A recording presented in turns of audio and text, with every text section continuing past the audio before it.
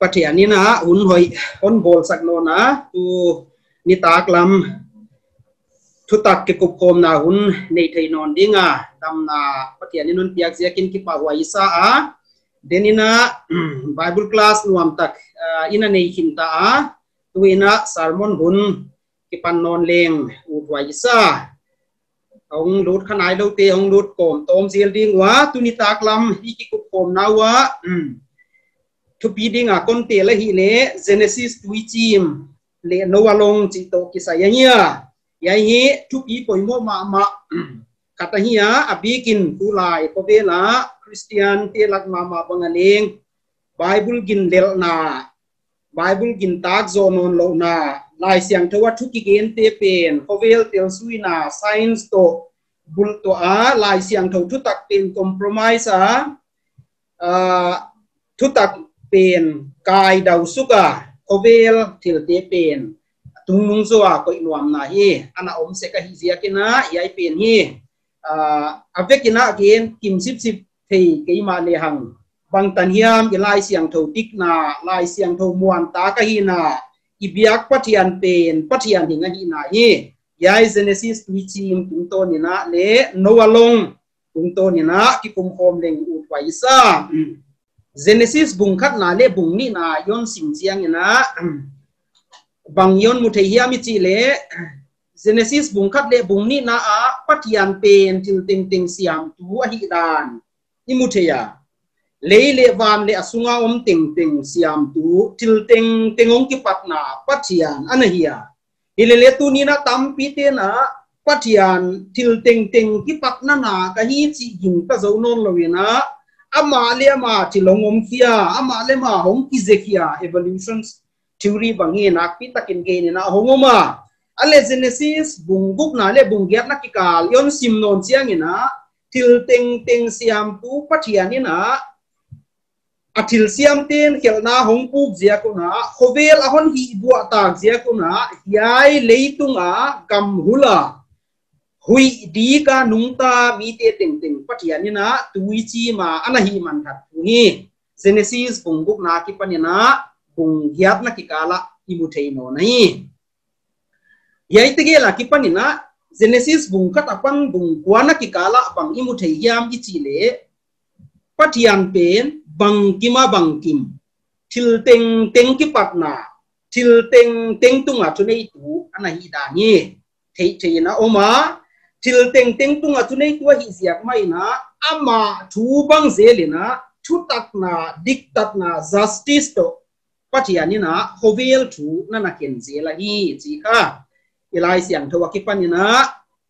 chiang taka imu the ana hi ngi wai zekina Genesis bung khata ki pan bung wana ki kal a thil tung te hi tang thu dan mai mai ban sam gam thu hi loina hiai te na pathian pen pathian na hi na yaina pathian pen tungnung pen na hina yaina pathian pen pathian dang teng teng khovela mi ten pathian achiu pathian lem teng teng tunga pathian ama thu bang zela thil teng teng siama thil teng teng om saka ama thu bang a thil siam teng teng le hi chimit the pathian na hi chi ka ya ki panina imu the yai Genesis lai bua thil siam na le tui chi mina khovel tel suina khovel science ka hun sot pi tak ana thu zo a yai leitung tel su mi te na kingak na bulpia ana nei na Genesis bung khat bung ni na thil siam te bang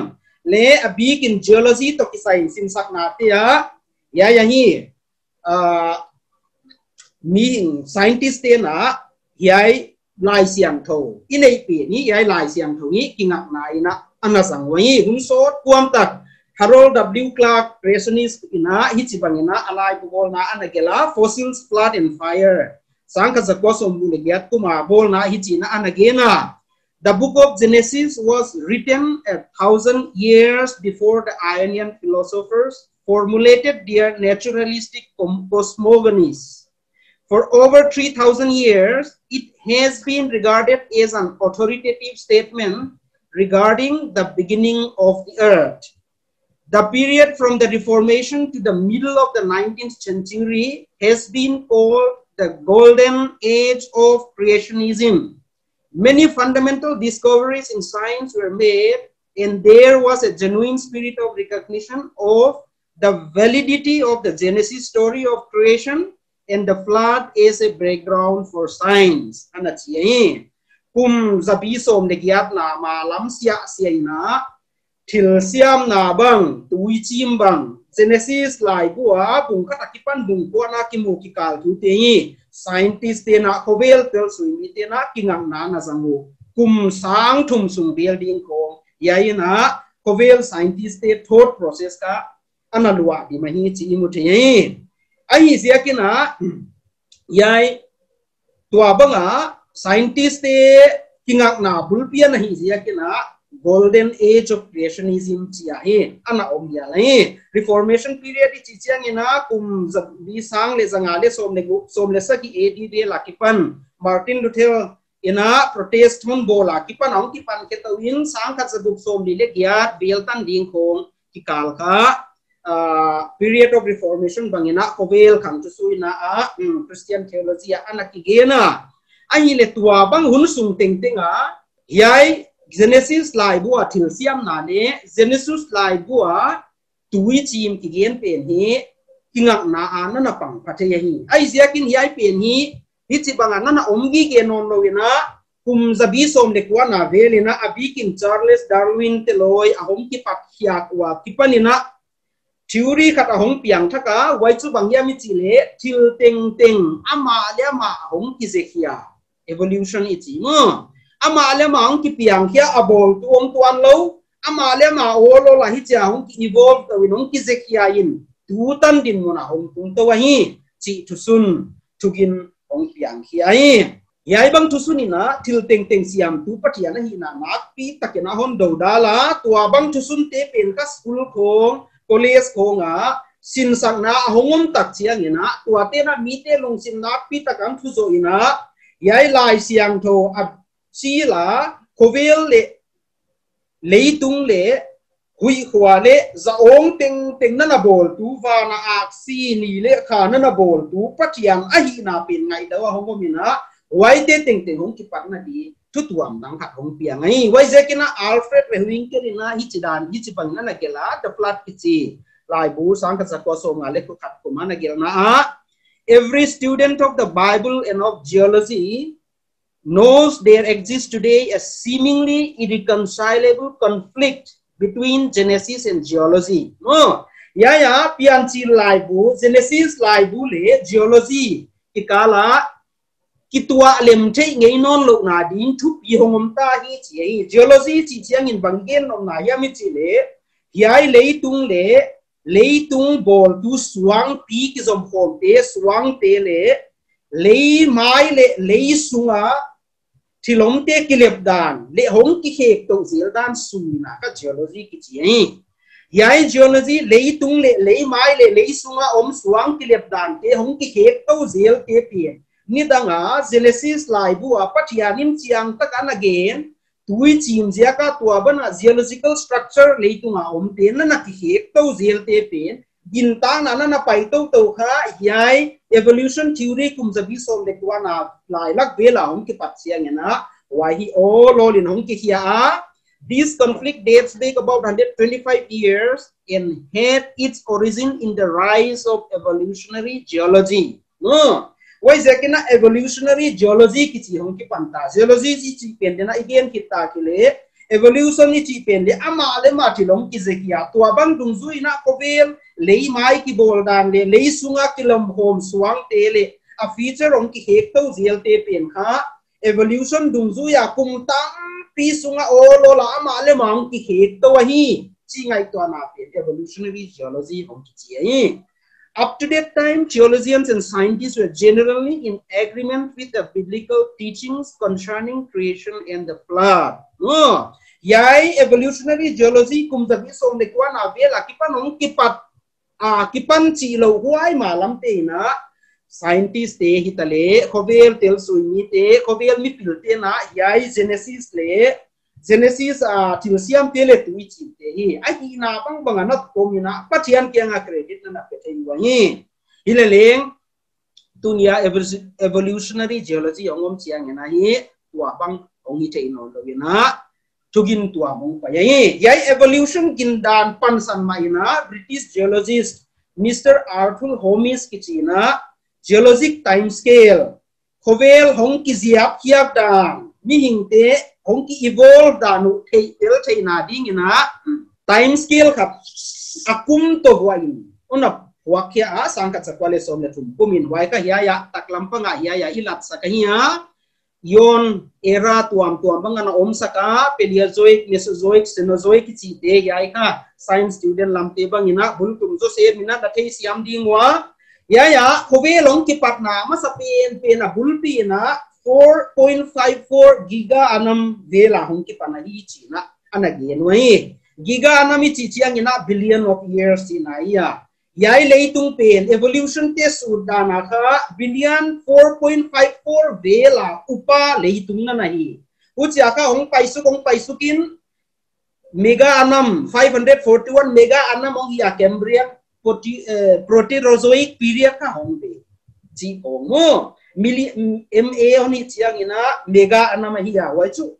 million kapsung gen na mo Uchibanga hong paito zelina tu nina 8 quaternary period a Holocene epoch nana omha sina kilo anam kumsang pangza hiya ma kipana mi hingte olang kipol to sina yai evolution ti adinga thukin gangna bulpi uchu gen dandang ina bangya mi chile kitat sablowa hunsot pi hong kibeina pen ka ama wadinga kingak na bulpi hong himo ke chu mo wai zaka evolution theory ten a sustain theina dingwa poimo mama chu hun kitat satom lowa abul tung 4.54 billion years akipana susetu bangma omlowa ama lema hong kizeto to dinga hong pai dinga hun sort pi ma kibeya hovel anadin to na yesu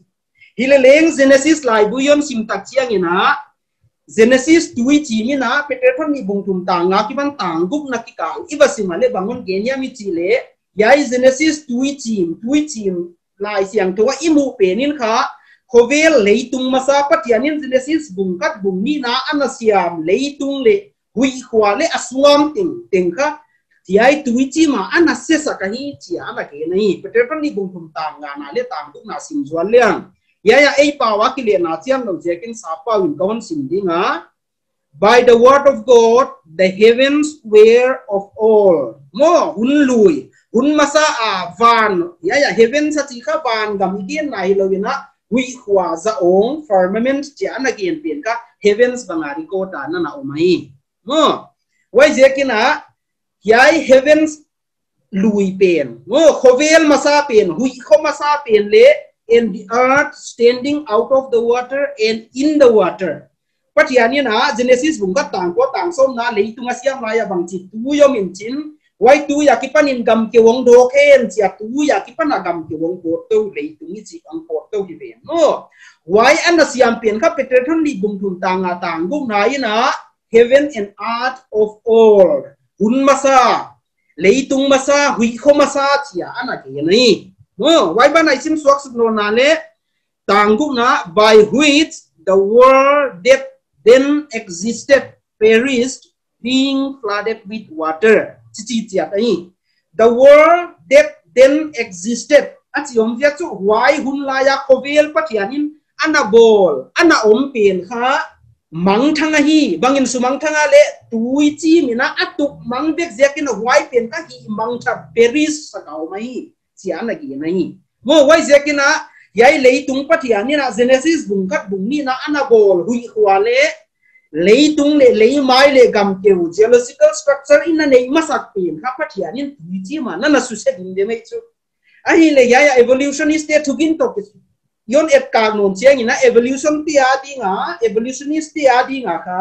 4.54 giga anam 4.54 billion years akipana ong paito to in suset wo omlo watu ni tanang din to zia ka mi hing be bang ong ki evolve keti chi ong hi to pe kahi why zia ka yai Genesis tui chimpen ilele geological evidence tuam ma Antarctica continent bang ai kele Asia bang ai kele American continents bang ai kele European continents bang continents tenga lei namun tenga yai flood evidence geological evidence ka ana ommo kahi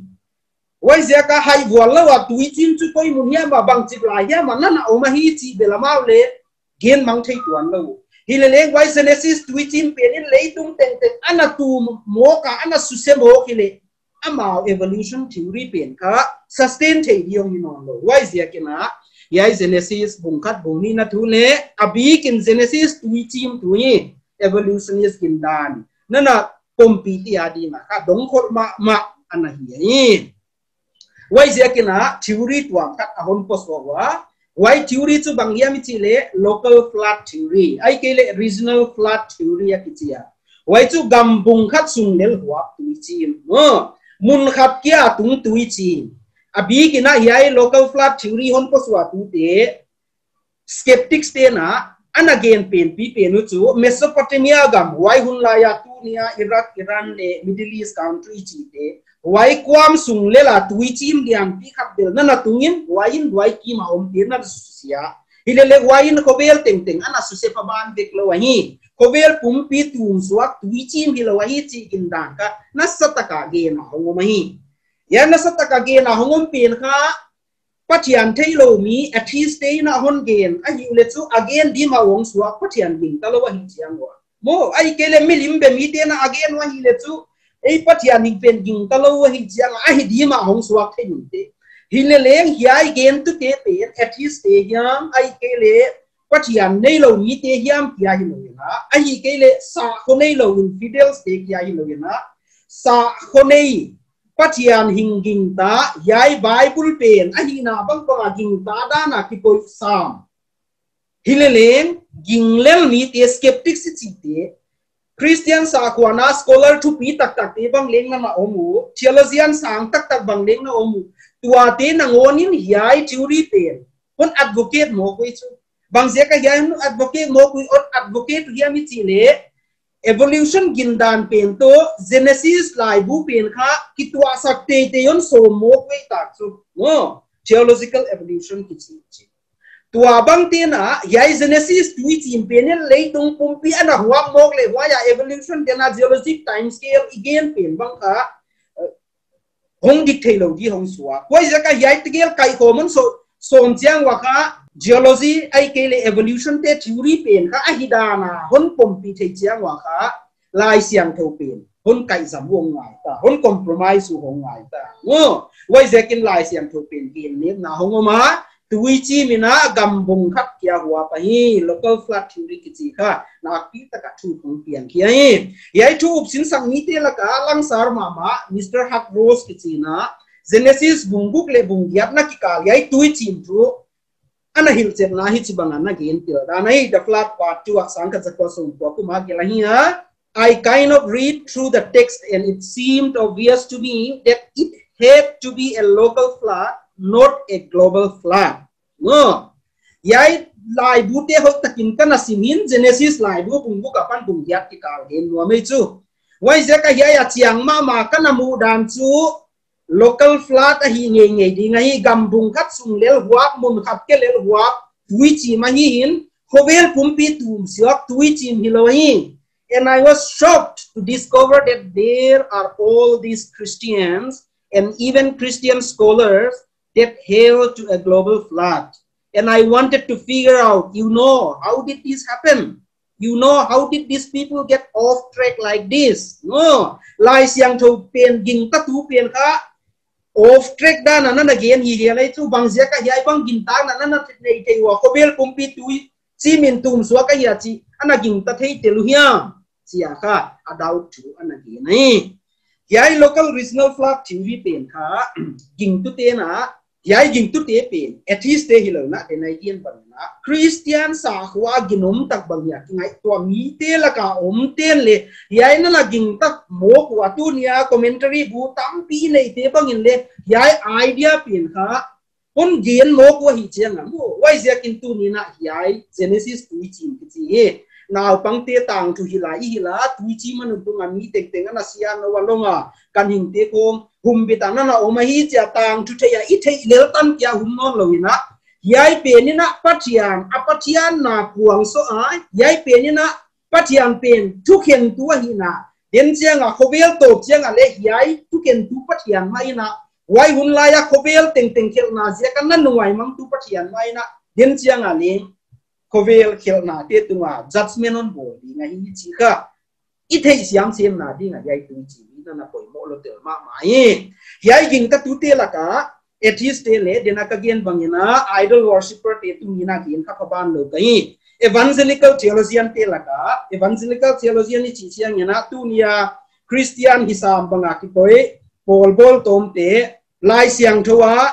kimu hilo mi hing phu khiak pol tuam tuam Christian pol tuam tuam te na lai siang thong jing ta banga ki kai ngai tua te wai te la ka theologian min thang ma te la ka mi tampia oma wai te la ka mi thum ka hom te kia vocal de ma ya ka thi te Robert Jamieson kichi bang mo Jamieson Fawcett and Brown commentary sangka jagat som se ikuma bol na sat takina yai thu local flood theory kha a commentary bua ana gel tele chu why na Christian tam pi te han chu zo in chin tu nia pathiam jing ta ya ki ngai ko tam pi te na yai local flood theory na gi ta mo hoi gai te sia ka Bernard Ram kichi bangina the Christian view of science and scripture na gel na mo na pi ta ka yai ana advocate no wana Arthur C. Custance bangin ning the flood local or global china dot na bang jin lai wana bola yai tui chimpi ka mun khap kia huak nya hi ke le khobel pumpi china lai tu na bol dia la hi mo ya evangelical theologian te kia hi loina lai siang thowa ki gen sap tuam lai siang thowa ki mu sap tuam Jesus Christ apu hia sap tuam te la ka ki pan ma mi te theologian te bang ne yai kim ta na om kha thei te le koi se ka tu ne yai thu mai lo thu poi mo na yai te la ka khap John T. Willis kichi Abilene Christian University a professor ahia America gama University omte laka conservative ma le lai siang thole pathian tu ahi na bang banga guma din pi dinga hisa pa University sagite laka min thang ma Harding University bangahia Abilene Christian University bangahia ya John T. Willis ka Abilene Christian University a professor na ye Hilele amana yai geological evolutionary geology pen kha nak pita kana na suin wai bang dungzu ya an advocate tawin atom na a final finding si chaun gel ai geologists have discovered ample evidence of flooding all over the globe but no conclusive evidence of one universal flood again masak pen chu bang geologists na leitung pum pia all over the globe yai tui chi mi ana tungna hi chi evidence mun kilkom tenga ana muthei wa hi chi potaibe hilele but no conclusive evidence of one universal flood why a tui chim tung teng teng ka khat be tua hun khat ana na tunga hi chi theina di conclusive evidence om lo wa hi chi ei boi hi riana rather available remains can as easily point to local floods that occurred at different historical periods tuichim ana tung zel ma zanje kina asama tuichim akung vele mo tuim liampi ama wa ahi tuina ana tu mai wai kim vel delhi awmte khong bang inchu ana mukhalo mane tuichim ana thi paban lo huchi bang zelina mun tuam tuama 2004 kumbangina tsunami yongoma South India bangana takina mite ana hi lumina ana hi chi no local flood chu mun tuam tuama na tung zelahi Hileleng ya Genesis lai buin again tui chin pen kha khobel pum pian na tunga hi na gin tak lo thei na dingwa mi hing te na huchi banga local flood om thei te pin ka ana jang zelu hileleng hiai evolution jingta scientist te laka geology om khate na le anial thei lo chu mun teng tenga hiai flood evidence ma hi chi chu mo a hi le tu ni na 80 adinga poi mo zo chu bang yang chi le yai dindan diklo Christian ginom te lak nangon leng oi lo wa yai non thu ka hi sia kena ya kipan iswata theina dinga 80 dinga poi mo chu Genesis 2 chi le nowa long to kisai lai siang thon bang chaun sing saka kowe la kipan evidence mu thei te kipan yai adik na bang chi banga proof thei hiam chi isut om pe ni tunia apoi mo lo tel ma na yai tuichin to kisai chiam te na pin Bible in na tun khatam pe na hi sia ke na khovel tel sui mi te khovel scientist ten bang chin again wa chi hilowina Bible ina yai lai siang thowina tuichin to kisai bang chi bang again hiam chi kha yai Bible dot pe ngai bang zeka bible dot kulia mi chile yai bible pen timothy tom ni nai sim bang na pathian kha hat thuba piak pathian in mi hingte kianga athei saka agel khia thua hi zia kina pathian thule na authority ongsun standard ongsun tu yai bible hi mo wai zekina yai bible na tuichim again pen lei tung pumpi huap suak ana chi hia global flood ahi kele gambung khat lel waya Mesopotamia gama ai kele Palestine gam sung huap lel tuichi mana tu regional flood kan mai maya hi ana chi hiam chi kha yai bible don deng tu ya u thuai sa ni wai zekina ikingang nagi ge ding chu misiam te na philosopher te na scientist te na tel suimi te na bangchi na gen wachi ding elo bible ina patianina bangchi na gen na chi khai kingang na ding ai rom te bungni tanga na solta kolin wai ma ana gen bang again are rom te bungni tanga na a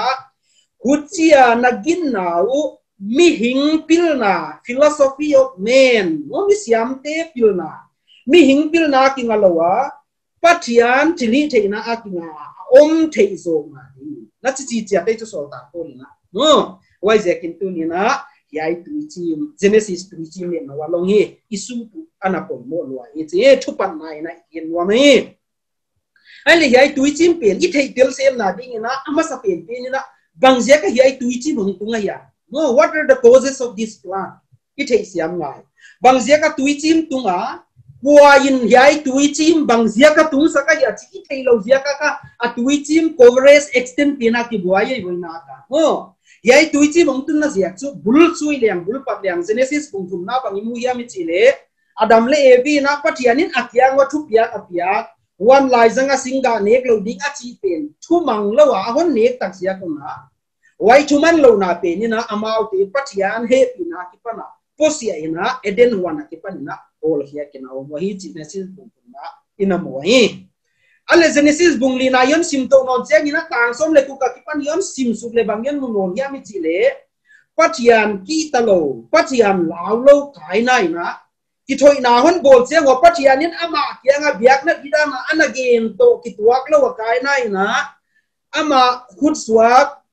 lo a hai chi te to ya pathian non bia pathian ni na ama chi dam to ki tuak lo hi changa ki pa pi lo ana wa ber ki pa pi wai zekina kaina akipa pilo zekina kaina melia pe boy amelia penchin abel samin chin thate boy mo ai le pathianin na naw abel ku yomi a chile ke kanaw don pa ka hi ke kanaw ka thei kha ke chia pathian counter ngami chu mo pathian ki talo kaina le aswan te not gamaswan le pa le na ko sa a khopi te bola yai le tu na ko sa hi to hi tang som le ko ka pan i mu thei uchi bang kong komina kaina le pathian ki talo mi te le tu nga suan le pa ki khasona ana om kom komuna ale lampanga Genesis bungni som ni nga pan som ni gumna ki kala isim le set hong pianga setina pathianon theya pathian thei mi te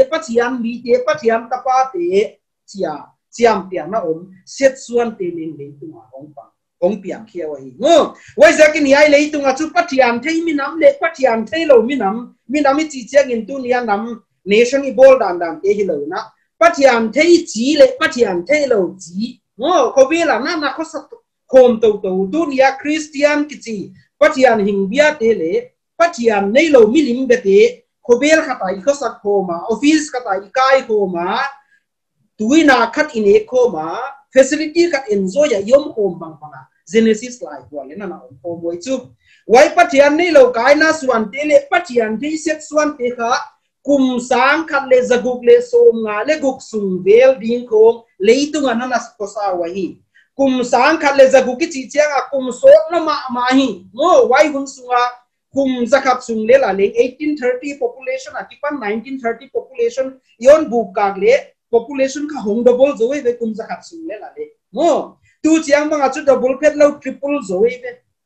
wai zeka wai kum sang khat sunga leitung pompi mitin ana luas wa man wana luas wa ko yo chi ya kipanin le imute ye le ya lampe ni topic ki khalo zekena sau pi balu ke dinga ya i thei ding chu kai na suan pathian nei lo nam le set suan pathian thei pathian tapa te khovel khat wa om na te ko moi uchu bangang ten kop chiang una bang thong mi chi le Genesis bungbuk tang ni na a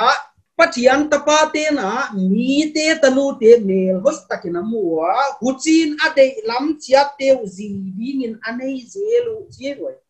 Pathian thang pai na hong ki pan na chu bang ya bi chile Pathian tapa te Pathian thei mi ging tu mi te set suan te na mi hing te tanu Pathian thei lo Pathian lao lo Pathian lo khang ei lo kai na suan te tanu te kobel mi tha ha ka mel hoi taka muwa etla huai sa kiten pol na hongom zia kina Pathianin nasa taka na nai da hi tunia huai hun la ya Pathian hing bete le Pathian nei lo milim bete kiten pol na nana zatha da huai zia ka tui chim na tung sat pa na tunia eite huna leng Pathian ging ta mi te na ging lo mi te lai siang thau bang bang zui ut mi te na lai siang thau bang bang zui ut lo mi te iwan nei ikiten pol na pen zatha da hi chi ya ki panin zil keleng u wai sa hi no yai ten bang zia ka set ta suan ten set ta pa ten kai na tanu te bang zia ka mo mi Pathian thei lo tanu te bang zia ka ba en law ya mi chi le taksa en la na zia ka nahi mai waina bangga so onom sakya mi chi le Genesis buk ta nga pan tang sakina sin le hang wan to pan le mi gi lo dan thu pia hi chi le alung tang ngai sut nau ki lo nge na hingi nge chi a thei uchin le tunga mia bol je kin to pa kisi ka lung gim na na nei lo hi uchin to pan kamisiam le tunga pan ka hi mang mai bi mi hing te sa te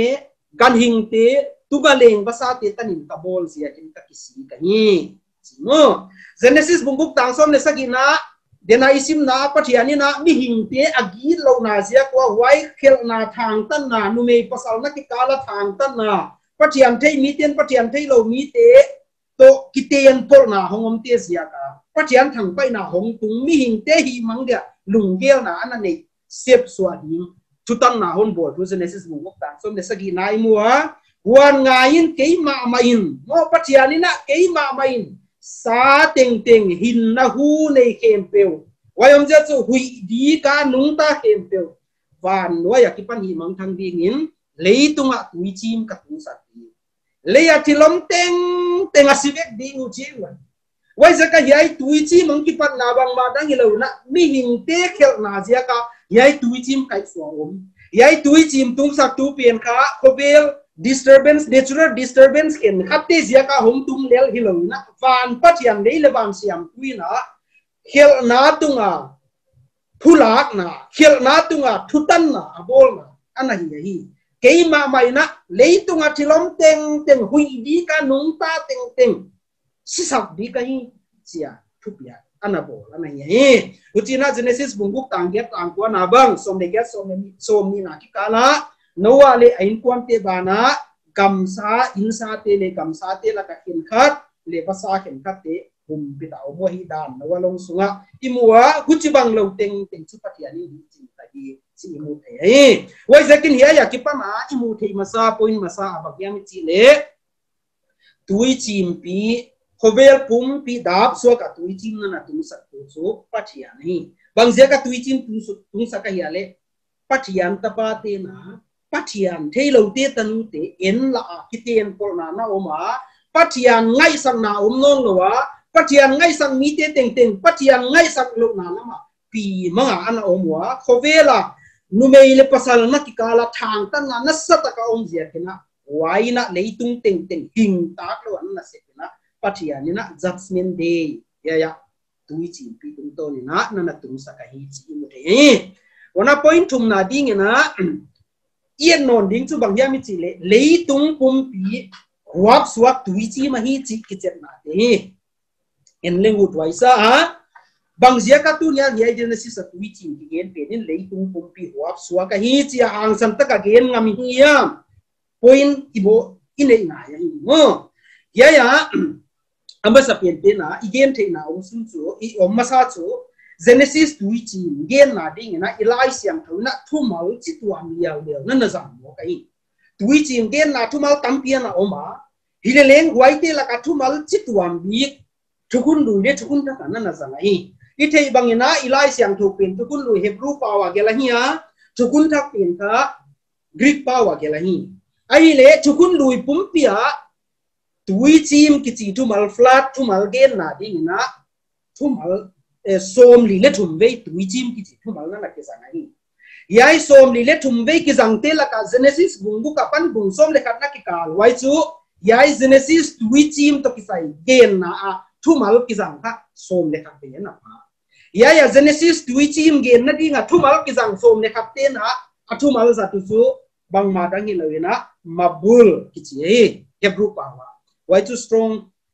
thumal Hebrew thumal sang thum sakwa som kwa le kwa na imuthei dinga ai nu ten na en thei dingwa hiai thumal mabul kichi ka tui chim dang local flat dang gen na dinga ki jang khang ei lo gi mai thugun lu ya tui chim gen na dinga thumal ki jang dang som thum le ni te gen na dinga thumal ki jang tuam te la ka thumal thum ya ka hon teng khia wai te chu khat na na har Joshua bung som de li chang som le nga na ya bang gen ya mi chi le Joshua ina mi te ki nga ke le kain pon ten zo pathian na hi ka sep dingu no te na kwa na yam na sep dingu wa ya tui chim gala chi chu tui pi san wa ya thakata tui pi san ong lianin ai gupta te teng on hu manga tuin atai mang wai gen na wai chu nil lui bwa ong lian mo wai local flat gen na dinga ana za ta hiya wai tui chim gala ai gupta mi dim bete na ya na sep dingu ai ke le pathian ning na tel mayun si age na tui chi na har chi thu mal na ke zangi H5104 na wana sam som ko ta nga na yet no ne zaram ki chi thu mal kumpi David na ana zanga waya chumi thulim lo te tui lian bagina mau na tua manga mo tui khat ong khangin Brahmaputra lu yong khanga Assam tu yong lian ichi bangdan dewi na tui lian khat zanga mi thulim lo te ana tai man nei chia te hin na thu te kam na thu la pawa na na hi nei H2229 na imuthei dinga wana Jeremiah ina bungsom ni leguk tang giat na Yehor kichi thumala na zanga waileng dena Joshua ina bungsom ni lelina na har chia ana gen ma to kitwak ngon waya tui pi sanong liana ai gupta te ana tai mung chu again na Jeremiah bungsom ni leguk tang giat na Yehor kichi thumal ana zanai wai zaka thukun luya tui chim ana ki gen thamai flat local flat le na ki gen khuvel pumpi huap suak tui chim leng na ki gen local flat gen na thubal ki jang te gen na ding a yai Genesis bungbu kapan bungsom le khat na ki kal nowa hun sunga tui chim bung tung te gen na thumal kha na ki jang pol ngei lo ai mabul ki jang liao ai chi theile mu twaisa ya ki panina pathianina yai tui chim pe tui chim na rani lawina khovel pum pi huap suak tui chim ma hi chi oin masa hon musa te ai le yai Genesis tui chim Genesis bung ka pan bung yat na ki gala ki gen tui chim pi thukun thaka hon gen ki na dei chet akimo wai Genesis tui chim gen kek li vei akimu te chu mathai bung som ni le li tang som thum le gyam na bang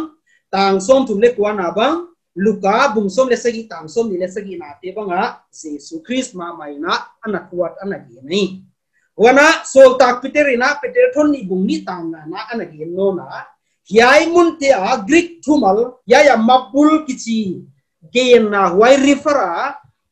anagen na dia Greek thumal ki jang tu bang ya mi chile cataclysmos kichi eve mo strong Bible dictionary G2627 na ya I note ten na text na ente dingwa ye cataclysmos kichi kha sapawa mangpawa cataclysmic kichi root ki patna ong ki pat kian na thumaleve ye cataclysmic kichi chang abang ong inonia mi chile natural large scale violent upheaval mo khovel ina hon puak swa mun zapi mun liam pi thupi takwa pa violent upheaval ong te gen na ana jangwai chu cataclysmic kichi no yai thu mal cataclysmos ka yai tui chi gen na ana ki sangai wana thukun thak mai na tui chim dang le ana ke na wai chu local flood is regional flood is luk bunguk tang som le le gyat na bangi mu thei ya mi chi le ya tuyong khanga vua piong zuwa hui piong nunga tuyong khanga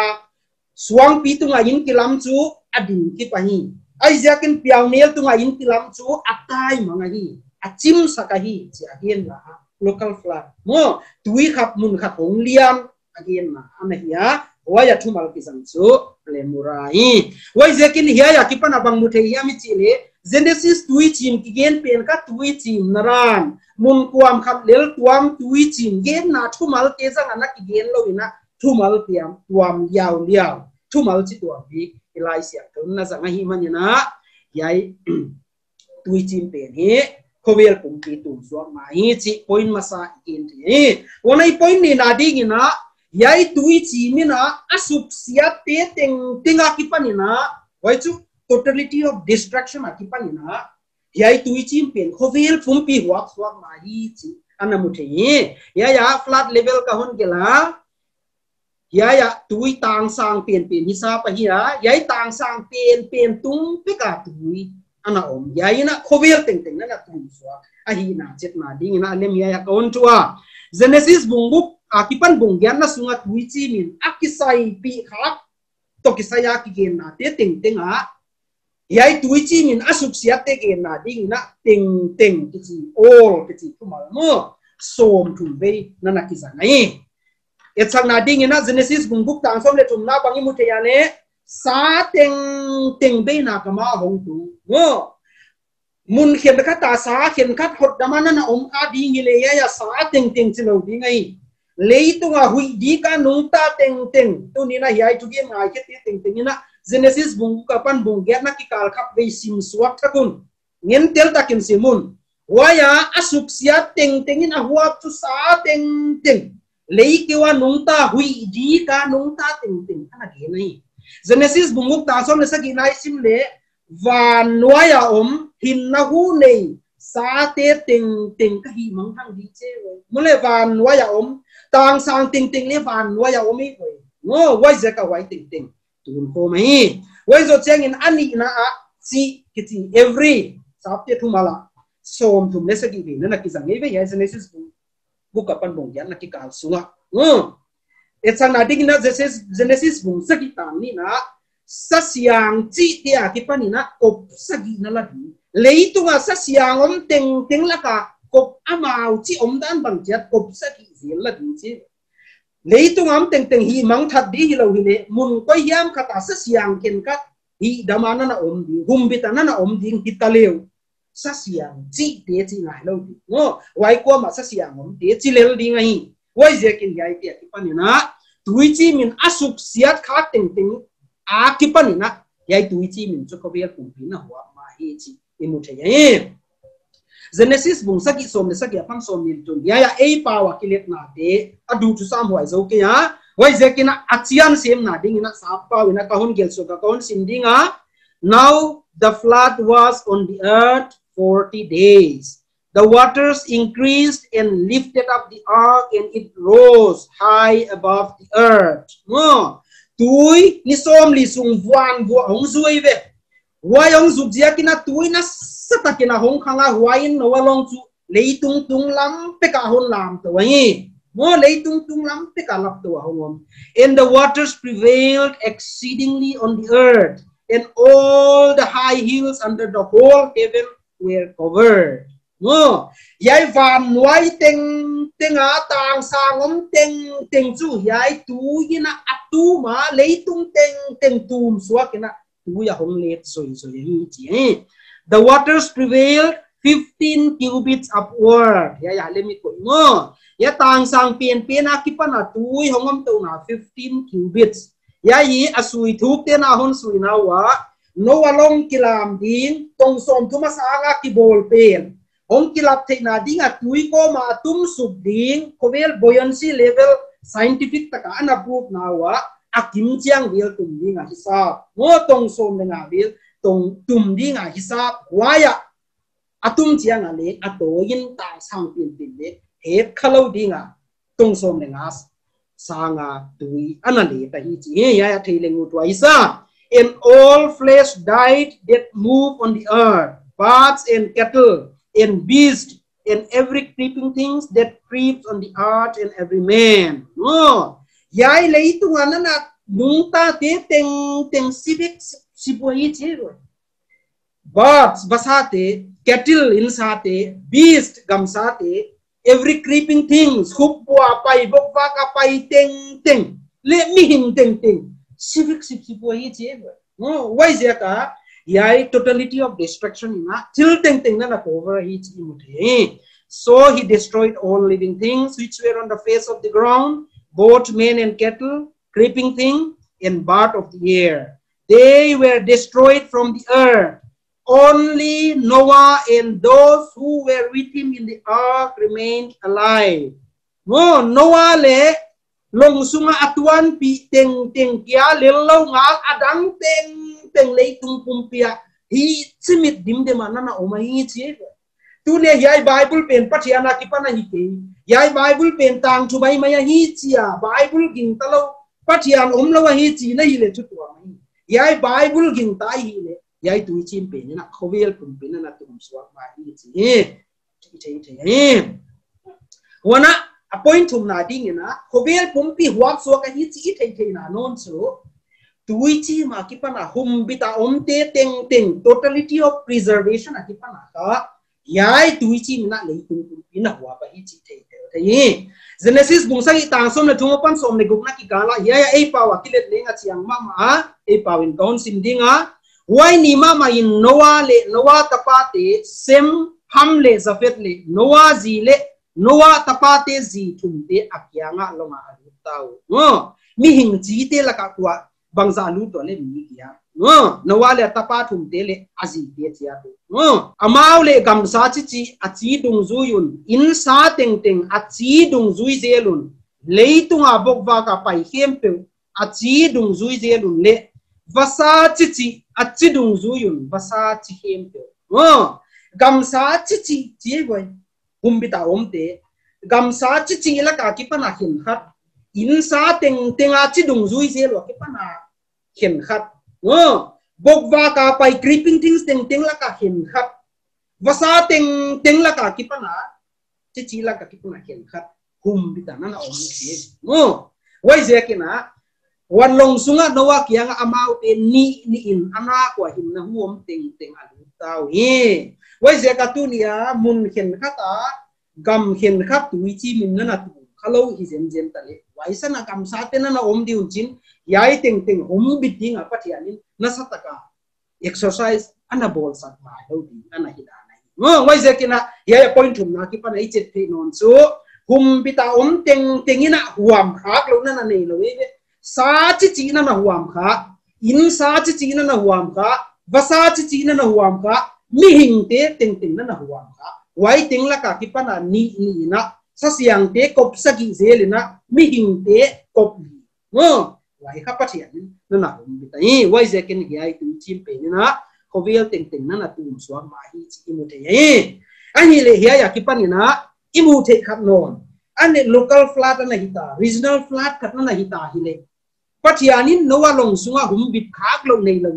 mi hing le in sa le kam sa le vasa te le bopa ka pai teng teng ama dung chi dung zui je la na hum bit hi mo gam bung khat le na huwa wi chi mi tale mo yai teng teng hum bit ding a Noah long diang pi bang na bol sat nai lo yai za zo zai na hum bit ngai lo bang zia kina waya ya ale mai lat sak bangina mo atup khak lo na ya mual do ka pathianin Noah le en kon te sol thei boy Noah long sunga akop ko pasol lu tu Genesis bungkuk tang som ni na a two of every kind will come to you dunia skeptics ten bangan again no Noah long sunga waya gam sa te teng teng avalu thei na Noah in bang chidana wa sam khom thei di sam khom thei lo dio hi pau thei lo oi gam sa ten chi ko nge hilele ilai siang thun banga again chile yai tui chim tung sak tu pathian na hi je ka huai pathian mai na kam sa te ni a two of every kind will come to you je wai Noah nang ba pain la ba samin chilo in chin Noah kyanga long pin na bolin na kyanga ni a gam sa te hong pai di ngo hi je ni a kop khap chiat so lut thei tu pathian ni na mo wai gam sa te tang sang khat ai ke le tui chi min atu khak lo na di mu na bangzia ka sol thei lo tuan di nga ya ngo noen along ana bol se ngai lo ding da nei bungsa ki tang som nga na bum bangi mun dei no ne mi chi le they went into the ark to Noah 2 by 2 ngo Noah in asap lut his angel lo na they went into the earth amau ma a long sunga di India sa siang te kop sa gize la va pailu tu pathianin so le boy waya sol te tu pathianin a bangzia ka huai kan hing te tuichi min atu khak lo na di mun asol the lo di nga ya ngo nowa kum zakhat sungvel kum zanga vela hina semte hamte zapete hongpian usima nowa kum zaku ka phakina tuichi mong tung chi ilai siang tu no ni lei bo kum zakhat sungvel ki ai bo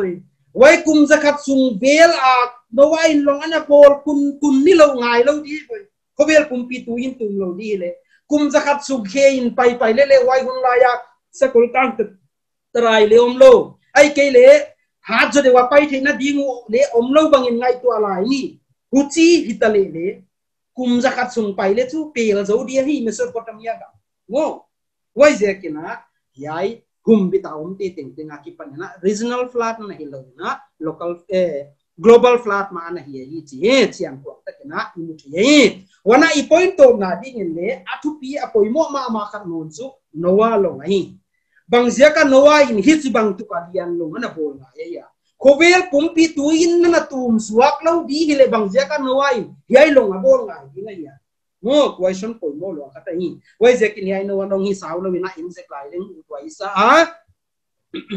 Genesis bungbuk tang som le thuma pan som le nga na ki ka lai sim le wan pathianin nowa kianga kama a sa teng be na hung tung sinahi amau te tung to nin leitung la hiam gam nai na kidim tangala wan nga in leitung to amau te ka hi se kom ding hi na nga ding in gofer singina long bolin ya long ge na di gina Hebrew pau tebo kichi ana kizanga yai bangja ka kon gel se yami chi ne yai tebo kichi thumal kizat na kha munni chidi kya yai thumal na kizang kha ke ta hi ngo wai zekin yai in poi mo na li zekin yai ka hon gela yai tebo kichi chu sapte na ak chi na ana le tua yai chu bom gen na hi yai tebo chu instance tin ya zatina na oma akap na a no walong gen na ding na kizanga ani na a mosi naw nge ki koi na phai phek bom mo mosi naw nge ka hi la ya ai gupta te na ana tha lo na ding wa tui tu wa kilam ding ana bol bo kha ya tebo chi tu mal ma ki sang na ki yai tigel ke le ki nahi yai tebo chu bang ya mi chi le en long i chi ma ya adang gen tam di tuan om lo hi sia ke na yai ka ship hi lo hi chi thei tel ding ai tebo ki chi pen ship hi lo na ship i chi long pi chi te pen ka sailing de ki bol le hoi atai ding a ki bol hi hile le no wa in long a bol pen kha atai ding lo na tui tu nga kilam dia bol floating dinga bol a hi sia ka kha yai thumal te bon na ki sangai chu waya mosi na ngeng mosi waya akoi lai wa tui tu nga kilama tui tu nga tai dia bol hi lo chin tui tu nga kilam tui ko ma tum lo dia bol na hi wai sia ka yai a ko balrasis ki chi pen leng ai pen leng yai na ana di nai wai je ke na ya long ana bol pen hi kilam ding a bol hi chi ya kon gen be la ba long sunga pindan te bolin wai tu na bol ding da nahi long adung lam tong za thuma hi dinga vai lam tong som nga hi dinga asan dan tong som thuma hi dinga hi chi no ale tong za thum tong som nga tong som thum hi chi chiang a kha neu chi tuak lo tel teu to ma bang mo neu chi tuak lo tel teu to ma hong bang hi voi ai le wai neu chi tuak lua hong bang pen hi le atak tak ai ba su chiang in yai dong kha ana neu lo hia la hi chi thei di ngai wai za ken yai hi sao lo in leng u wai sai ai le bang chi to ka lian yam chi thei na ding na tong khap ki chi bang za le la sao wa ya chi thei ong poi mo yai tong khap te na ding in te na dan tuam ni dang lai huna ana zangwa Babylonian te na bang ana gen yam chi le tong khap to 19.5 inches ana ki mai Royal Cupid dana ana gen mo tong khap to 19.5 inches ana ki wai ka Babylon te da nahi ai Gupta te na thai tong te na chi ni ana nei wa yai tong te na chi ni ana nei teu chu asau zo le atom zo na nei wa asau zo tong te na pin kha tong khat le in chi som di le point som le na na ki mei be atom zo pe na tong khat le in chi som le saki le point som na na mo wana Hebrew te na atong te na wana sao ma non Ezekiel tum som ni tanga na Jerusalem pul banglam na hon gen na bang ana gen khang na tong khat le in chi som ni le point som ni ana ke king the ngo wana sumerian te tong te na tong khat le in chi som le dia ana ke king tunia skeptics ten bangen hiam mi chi le ya tong ki gen pen ka hu chi chia le la long ki lam tiu tiu le gam sa teng teng wa ya tuang bit zo lo ding wa hi hum bit bit zo lo ding a hi sia no wa long let dan size gin let na khat ana nei no ni chi ngo wai zakin yai ging lel ten gin la na pen i koi hiak theina ding na ya tong asau pen le wala lo ding sumerian te na alai lak alai hol pen na imu the tong khan le in chi som le ya tik in te ta le hang ngo ya ale ma yon lak sak cubit khat le 18 inches sumerian te na bang na en le hang centimeter da ni na 45.7 centimeter ko hisa pai ai le hiai bang ina te na jang ina en ta liang lo walong pang chu ta liang nga hiya mo aleng adung lam kha tong za thum chi go tong za thum kha tong khat in chi som le gya je la sa wa hi le adung lam kha in chi sang nga le zan pha zo di chi nai le mo wai in chi som le ni kha fit khat hi je lai cha fit da ni ni thei siam din te liang no wa long dung lam kha fit zali le so nga sa wa na hi chu huchima bangina no wa long avai lam kha fit som sa gi le nga lia na hi mo length into grade kha 450 to 75 feet chu asan dan te dan en non le hang fit som li le nga ana pa mo wai zekin alo akigo ma area ana ne square feet abang za hi dingya mi chile adung lam tong zali fit zali le som nga ya avai lam fit som sa gi le nga hi le chu fit sang som tumle za saki le som nga square feet ko nga hi tele go tu nia gam lian alwa bidan yaina football field lian pp ni le thum ki gom lu azau ding ana hi da nei den chiang le a le dan size ite su dinga lem to te na li ilak dinga wai zekina yai le dan ka sang som tumle sa saki le som nga square feet ale genesis bunguk tang som le gungna sim lai leo chin long na bol ding nan tu yai da na hi chial thum nei na song thum nei na bol di che go floor thum na phai chu floor khat let dan kha 33,750 square feet ai go into 3 hong hi lai changa square feet bangza space ane ya le 1,01,250 square feet nei long pi na na hi te lai chu wai zaka yai long kha neu liai lo hi chi ya ki panina ate na ki panina ti na neu lam zanga ite in le yai alet dan mu the yai let dan ni dang lai huna sing zanga ki bol long pi lian pen a khovelin ana record te to no long te hin sin le hang no long pe he huchia gamsa te teng le pathianin humbit dinga akoi teng humbit thei di ko pa hum tok lo hi chia ginel mi skeptic mi te na gen na pe adik lo da hong kilang thei di ngai mo ama sa pen ni na caligula giant seed pichi sing kuang sing sang ki bol long lian pen na hisap ana edi som tum ne sa ki de la ki bol fit za tum ne som bi de la sa wai along kha yai long pen kha no long to de la igen wa ya ma sa te bo chi hil chet na igen na ya igen kilam di ga bola hi zia ka tu lai da na among lam zum titanic long pidan de piana ki bol mo lo mo dung le vai ne ya box khat ama kilam te dinga ki bol long pi na na hi wai zia ki na yai dan yai khan no long representing a ikela hi ya ite hin le no long kha na sataka analian zo mo caligula giant ship chia ki gen sang ade nanalian zo wana long lian ma ki gen china te na bolu ming dynasty te una ki bol long khan oma fit za tum le fit zali ki kal vela sau yai sang a long lian zo ko vela omlo hi chi ding ko pa ana ge no mo edi sang le zali vela ki bol hi yai ka treasure ships ana ki chia yai to no walong ite hin kang non le mo en leo chin akibat lo na ya no walong na sapia na nalian sa ya ni wai zakina no walong patian nin anagil sa kana bol sa ka na nalian lo ma hi yai no walong let dan adung lamina asan dan ni na te sin le hang no ni na mo ite til na di na fit zali le som nga sang kitung di gina hisap taliang fit som sa gi le nga aliana ki pa in song kilam to bangina no walong pen kha avai zonga kinga saklo ina mo kitung sak sidina hisab talihan khovela structure kilam sang pen te to te kang non de han yai no walong de ta ni chiam te thei ve bang je ka ya san lama tung hi mi chi le tu nya in song sang pi bol te na in song lian khat ana bol na wa bi hing bang za na ting kha te van bang za na ki guang the van bang za na ki koi the chi te kong ki hisab the wai bang banga no wa long sunga gam sa chi chi te no mi hing te vana vasa te laka patiani na hum bidinga na ko te ting ting tun khom zo dinga lian ma hi chi te te na ding na yai bang te dan zang non ling chi ama sa pe ni na Statue of Liberty structure sang ma ki gen structure mon wai ma ki gen feet za thum le nga sang hi ha sang ka jagya som ge le gu ma ki bol hin New York ko US ya ma hi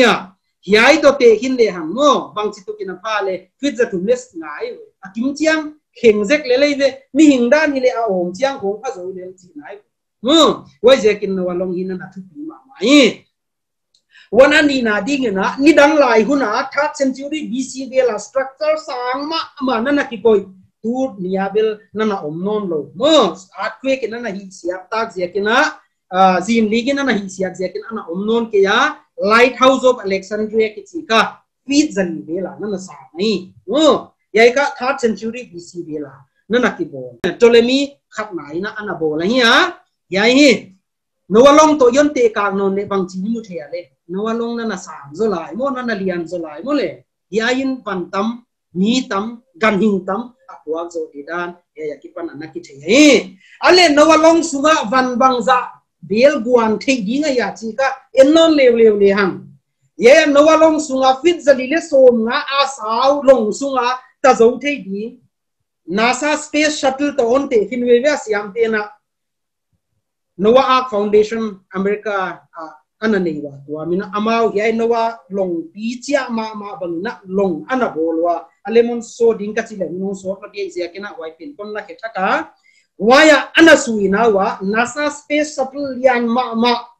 airplane lian pen te sang aleng lian zo gen NASA space shuttle li bang Noah long sunga nana ki wang thei pia dan ana hi da nai mo wai sia kena Noah long ini sao na sa na po so ma ding hi chi mo the wana ni na ding ina tulaya railroad boxcar ki bolte mo wagon khatina anavan puak zo sa dani na te hin italia ya 100 cubic feet ina ton sang khat zel wai chu kg sang khat zel na po so hi no waya kg sang khat bel na po so hitani ya no long pe ni na ton bangzana na po zo ya mi sile 1.5 million cubic feet bel kong size na ne ye chutela yai no long pe ni na mo wai chu bang china ya mi sile tu la ya real van po te te indian ka real van po te tum zanga le tum som ni le sagi bel kong to space aban puak thei sao a cubic feet na ki mi te da nai ai le tum zanga le som ni le sagi na gen dan da kin gen nom liang real sao ma van po ki bolte na tum som na le ni kong na ni ve mo real sao ma som ki zui le wain avan po zo sao ele mo van bang za le dwai lo po zo ni wai ze ka patiani na leitunga gamsa chi chi te la ka kipana kop khat sia sa siang te la ka kipana kop sagi sia le vasate le mihing mi gyap ana humbit na dinga no long ana piak size ana piak pen te dan ana piak pen ka ki hun tok lo ba mai ni hoi takatil takasu bi den ana su hi ta no hi chi te le ko waisa wai zekina ya sui thu non son na wa mi siam te na hui di ka nung ta gamsa species omza vela ki pana scientific ta ka ana su na wa no long sunga gamsa na lu thei dinga hisab ana gen teu chu amasai na mammals noine chi te la ka ganin sang som le ni del di ko ana hisab wa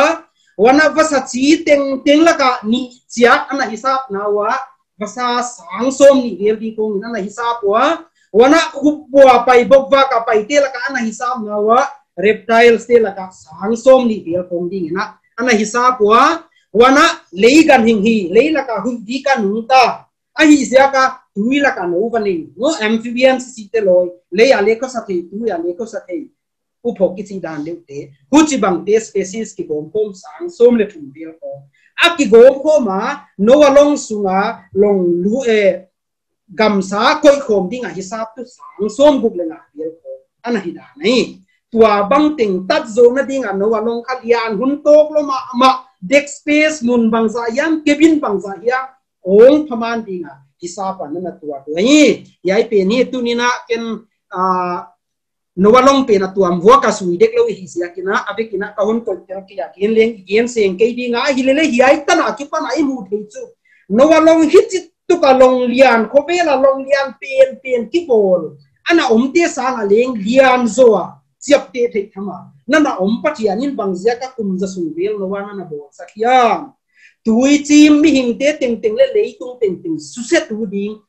ko bel pumpi huap suap ding tui chim ana plan hilowa wai ana tung sak lo hile hit chi bang za ta yang long nawa kya nana sui sak lo hi wai ze ka tu nia skeptics te na hit ya ba et tom zwal le la tong za thuma sao mo tong som sak ya lian tong som sak le nga lian tong som thuma sa hit chi tiu te wina sai pi khan le po zo ken ke chia mol ta kai na ngai to mo pen na khi lo lo te lina sai pi sang tam pi po zo di pathian nin na ko sakena kamsa asiam sa teng laka chichi a kipana ana hum bit thei ni na nowa kya nga lom na bol sa kai wai zakin ilai siang ko pen hi isim zo lowa iwa sud zo lo zia kina ginde na ina nei ka sek na ka wai gin le na pen ni nei lo na ding na yai lai siang ko wi I pen tama isim tama isud tam ana ko mo hi chi tu ni na kin thak no mi wana top da pen na I chu khit na ding na Genesis bungkwa tangsom le kata pansom le tumna kikala patiani na noa le ama kikala mi hingte le kamsa do noa long sunga om teng te to ama kikala thukun khap anabo waina yai tuichi min kobir pumpina na tu so ka hichi le ngon pu thela hei jekin yai isum nai di bungkwa tangsom le kata pansom le tumna kikala tuichi tuin sa teng kai mang thang ngei non ke ding lấy tung pumpi hi sa ding in lấy tui chim atung ngei non ke ding hiai tu kathukun siam te na ding hi mei pia sa ki zo zum ka koi ding che go wai za ka pathiani na waya tui chim teng ong pe ki nuwa nowa log sunga om teng to ki kala thukuna na bolin chin waya thukuna bol chu tui chim ina sa teng khat dei thua lấy tung pumpi hi se ngei non lo ding ka hi hi be ngei non lo ding ka hi yai cham te na ding in meya sakhi zo zum ka ko ding che rainbow hong ke pathian na yai tu chim che ka pathian na mi hing te le kan hing te le kam sa te nei tung le pathian ki kala tu chim na le tung su se non lo ding a chok na na a hi le ya ngai to na khat pe zwal le hang mo nowa le long sunga na tuang te na tu chim wai hun lai tu chim pe ni na Mesopotamia gam buak na huap kha tu chim pitale patiani na hiaya thukun ana bol pen sakhi zo zum pen ka waya nana tel khalo gam dang South America ong North America ong Asia gambuk India gamati ong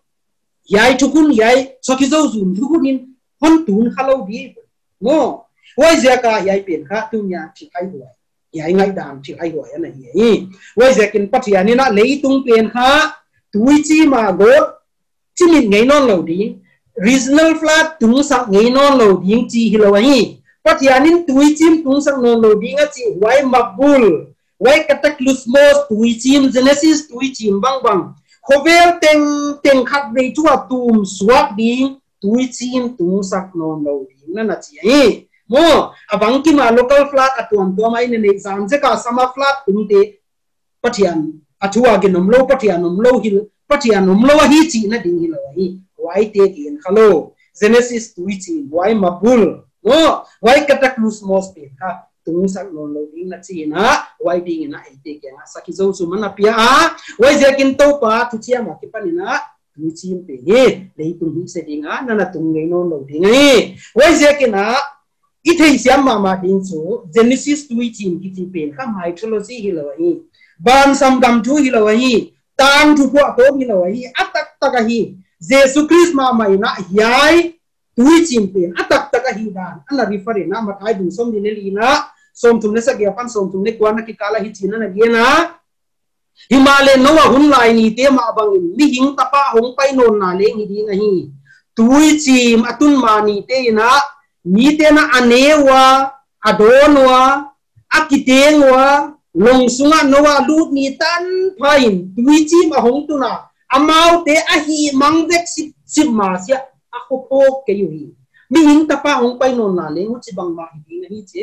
mo wai zaka wai no wa hun la ya tui chi min mi teng teng sa teng teng leitung pum pi ana hi sia tan a min te ki phok ki thei lo neu do nu nuam ta lu ki te gu thang tan na hin kwa na na zamu ku chiang ngam kha ta tui chi min non pai na ap fi tu na amu tan wa hi chi na jesu ma mai de wai tui chi min na khovel pum pi na na huap swa ka hi chi anak ini wai zekina tunina Israel te tan ke tu dinga ai gupta te tunga got na som te anatum sak pathian khut zunga hi chi faroin na nakin talawahi faroin agin ta kur lo apamur lo hangina wai pen pathian khut zunga hi chi doi siam te mit khial doi toi asap te na faro kyanga ge nui yai pathian khut zunga hi chi wai boy tunina wai ma bangina Genesis tui chim le no long ke bol pe pathian khut zung pathian tun saka hi chi ging tanuam lo skeptic theologian scholar tuam ai ke le philosopher tuam scientist tam pi nei tu ana na piang ke ma le faro bang del hi ding wa hi waiten apom nuam lo hanguna khovel mun tuam ma geological evidence imu te na yai Genesis tui chi na khovel pum pina na huwa pa nowa long huchi bang za dong aliam na ki bol pe le na khovel pumpi huap so ka tu chin na tu ma hi chi athil siam te na thil tung ana bol te na hon lang chiang sa te wai je kin tu ni na khovel teng tu chi man na god mang thei tu pa le na god mang tu pa na